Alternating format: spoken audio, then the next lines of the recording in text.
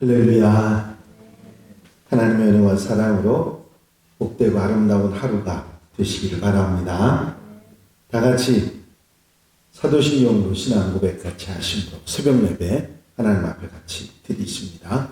전능하사 천지를 만드신 하나님 아버지를 내가 믿사오며 그 외아들 우리 주 예수 그리스도를 믿사오니 이는 성령으로 잉태하사 동정녀 마리아에게 나시고 본디오 빌라도에게 고난을 받으사 십자가에 못 박혀 죽으시고 장사한 지 사흘 만에 죽은 자 가운데서 다시 살아나시며 하늘을 우사 전능하신 하나님 우편에 앉아 계시다가 저리로서 산 자와 죽은 자를 심판하러 오시리라. 성령을 믿사오며 거룩한 공예와 성도와 서로 통하는 것과 죄를 사해 주신 것과 몸이 다시 사는 것과 영원히 사는 것을 믿사옵나이다. 아멘. 할렐루야. 하나님 말씀 창세기 17장 23절로 27절 말씀입니다. 한 절씩 교독하시겠습니다. 창세기 17장 23절로 27절 말씀입니다.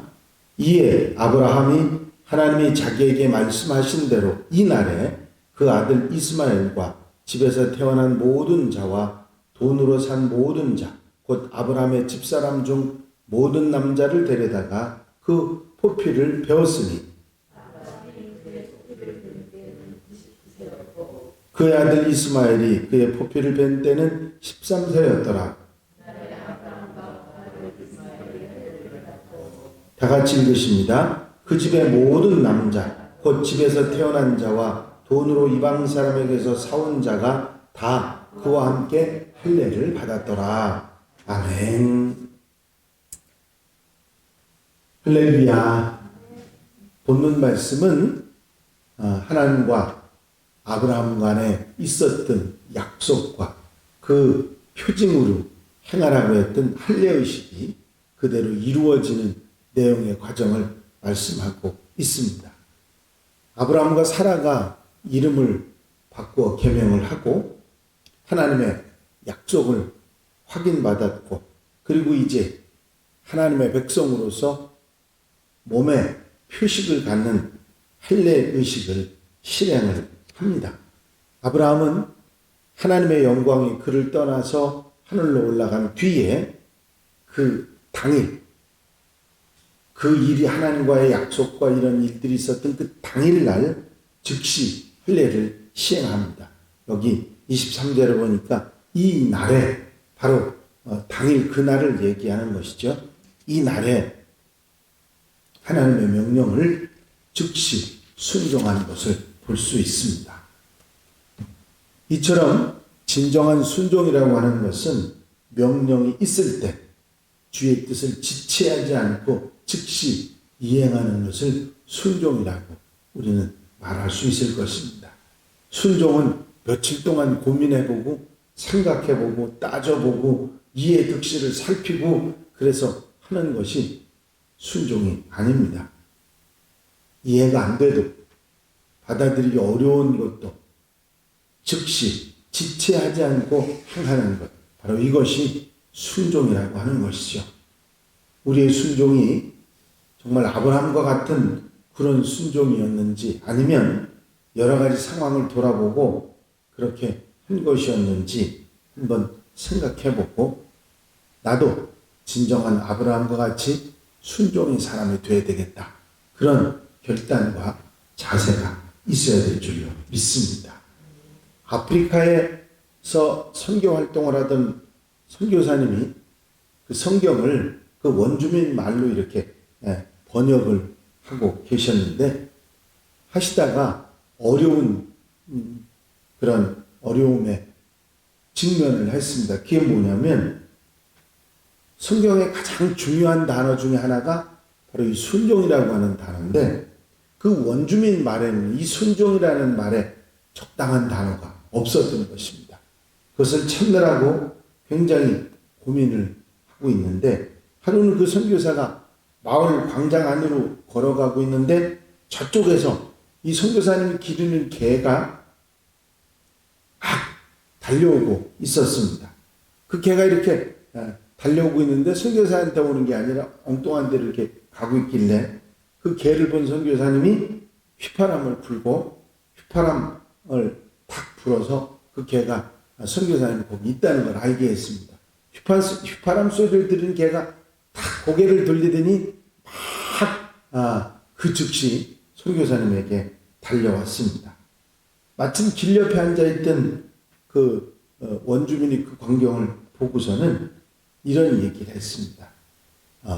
중얼거리면서 무이 바뎀 델레가우 개 그런 말을 했어요. 그 원주민 말이었는데 당신의 개는 귀만 있다. 그런 의미를 가진 말이었습니다. 그 순간에 선교사가 그 말을 듣고 맞아. 이 말이 순종이다. 그리고 그 성경을 번역했다고 하는 사실입니다. 귀를 세워서 주인이 부르는 소리를 듣고 즉각 달려오는 그 모습이 바로 순종이었다고 그 선교사님은 생각을 했던 것이죠. 순종은 모든 사람들이 듣는 즉시 행해야 하는 하나님의 뜻이라는 사실을 우리는 잊지 말아야 될 것입니다.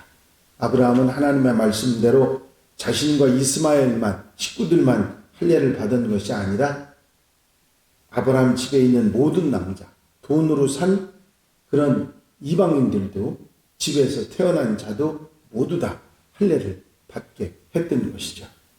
이것으로 이방인이라고 해서 하나님의 약속의 백성이 되는데 제외되지 않고 단지 아브라함의 식솔이라고 하는 것만으로도 약속의 후손이 됐던 것이죠.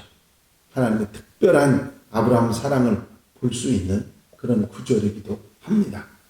이제 아브라함과 이스마엘에 대해서 특별히 그 나이를 말씀하고 있죠. 아브라함이 그 포피를 벤 때는 99세였고 그의 아들 이스마엘이 그의 포피를 벤 때는 13세였더라.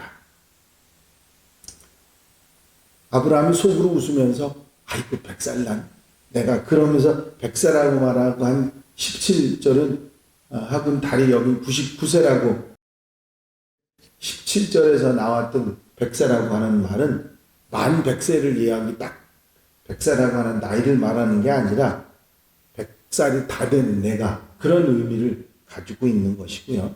24절에 99세가 성경을 기록한 사람 정확한 기록이라고 말할 수 있을 것입니다. 이스마엘에는 13세에 할례를 받았는데 이런 연유로 오늘날 이스마엘의 후손인 아랍 사람들은 대개 13세에 할례를 행하는 그런 관습이 있다고 합니다. 할례를 행하는 이 실행은 앞서 말한 것처럼 이스라엘 백성들에게 후대들에게 하나님의 백성이라는 것을 심어주는 그런 몸에 담는 의식인데 특별한 의미를 가지고 있습니다. 첫 번째는 하나님의 택한 백성인 이스라엘 백성들이 주변의 이방인들하고는 달리 구별된 사람들이다. 그런 의미를 가지고 있는 것이 이 할례입니다. 할례를 받은 사람과 받지 않은 사람 차이는 뭐죠? 하나님의 백성과 하나님의 백성이 아니다 하는 구별된 의미를 가지고 있게 됩니다.